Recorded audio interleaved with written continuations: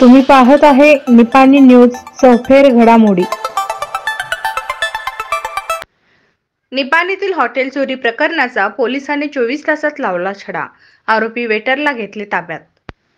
निपाणी महामार्गावर बुदलमुख रोड नजीक गुरुवारी पहाटे 3 ते 4 च्या सुमारास हॉटेलच्या ड्रॉवरमधून 1.5 लाख रुपयांची रोकड लंपास झाली होती। या प्रकरणी निपाणी शहर पोलिसांना आरोपीला पकडण्यात यश आले असून तो या हॉटेलमध्ये कामगार म्हणून काम करीत असल्याचे उघड झाले आहे। अमन निसार वय 21 राहणार दिल्ली असे अटक केलेल्या चोरट्याचे नाव आहे।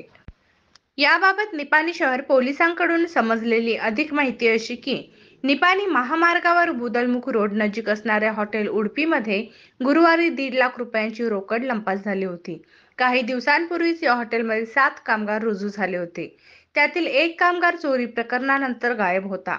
हॉटेल मालकाला त्याच्यावर संशय आल्याने त्याने निपाणी शहर पोलिसांना याबाबत माहिती दिली।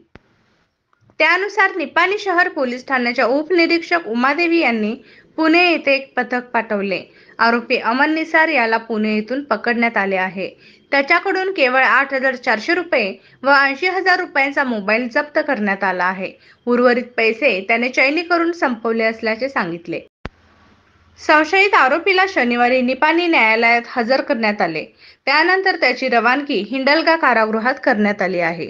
निपाणी शहर पोलीस ठाण्याचे सहाय्यक पोलीस उपनिरीक्षक के.बी. मांग, सहाय्यक पोलीस उपनिरीक्षक एम.जी. मुजावर, हवालदार यू.आर. माळके, पोलीस कॉन्स्टेबल यासिन कलावंत यांनी या तपासामध्ये सहभाग घेतला।